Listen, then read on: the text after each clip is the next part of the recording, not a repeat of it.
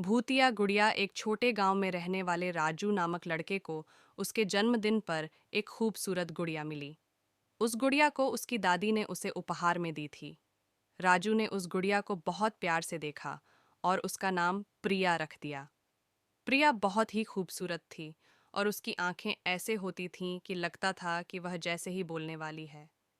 लेकिन वक्त बीतता गया और एक रात राजू को लगने लगा कि प्रिया गुड़िया कुछ अजीब सी बातें कर रही हैं। उसकी हलचल और गुड़िया के आवाज के अनुसार लगता था कि गुड़िया कुछ कहने की कोशिश कर रही है।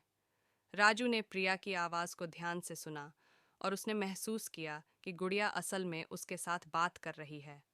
यह सब सुनने के बाद राजू को प्रिया के अनुसार वह जगह पर जाने की जरूरत है जहां उसे बनाया गया था। अगले दिन राजू ने अपने दोस्तों को साथ लेकर उस जगह पर जाने का निर्णय किया। जब वे वहां पहुंचे तो उन्हें पता चला कि उस जगह पर कभी एक बड़ी मंदिर थी जो अब तोड़ी फोड़ी हुई थी।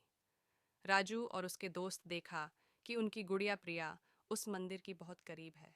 जब वे मंदिर के पास पहुंचे तो उन्होंने देखा कि वहां पर कुछ लोग धार्मिक रीति रिवाजों को मनाने के लिए आए हुए थे।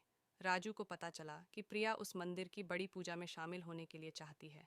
राजू और उसके दोस्त भी उस पूजा में शामिल हो गए। पूजा के बाद जब वे वापस आए तो राजू ने देखा कि प्रिया की आंखें अब बिल्कुल नहीं हैं।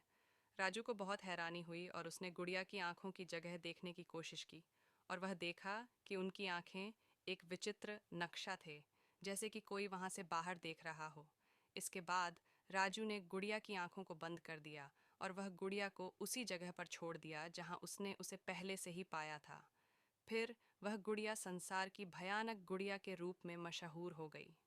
इस कहानी से हमें यह सीखने को मिलता है कि कभी कभी हमारी अनजाने में हमारे जीवन में चीज़ों का नुकसान कर सकती है जो हमें प्रिय होती हैं। लेकिन हमें यह भी याद रखना चाहिए कि हर कहानी का एक सिक्का होता है जो हमें कुछ सिखाता है। राजू के घर में वापस आने के बाद उसने प्रिया की आंखों के बारे में सोचना शुरू किया। उसने अपने दोस्तों से इस बारे में बात की और उन्होंने बताया कि उन्हें लगता है कि प्रिया को किसी प्रकार का अभिशाप लगा है। उन्होंने गांव के पुराने व्यक्तियों से बात की और उन्हें पता चला कि वहां कभी बहुत पुरानी मंदिर में एक प्राचीन बाबा जी रहते थे जिन्होंने एक रहस्यमय विधि से एक गुड़िया को जीवित कर दिया था। लेकिन वह गुड़िया किसी काले जादू का शिकार हो गई थी और उसका आत्मा अब भी उसी मंदिर में बंद है। राजू ने फैसला किया कि उसे प्रिया की मदद करनी होगी। उसने अपने दोस्तों को साथ लेकर फिर से मंदिर की ओर रवाना हुआ।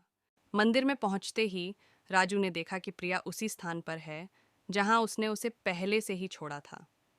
लेकिन उसकी हलचल और गुड़िया की आवाज़ से लगता था कि प्रिया अब आज्ञा देने के लिए तैयार है।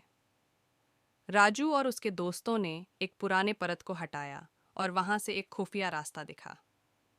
वे सभी ने वहां की यात्रा की और उन्होंने देखा कि उस गुड़िया का आत्मा एक विचित्र रूप में उस मंदिर में बंद है। राजू ने बाबा जी के बारे में सुना और उसने गुड़िया के आत्मा से बात करने का निश्चय किया। उसने गुड़िया को उस प्राचीन बाबा जी के सामने रखा और उसने बाबा जी से कहा कि उसकी मदद करें।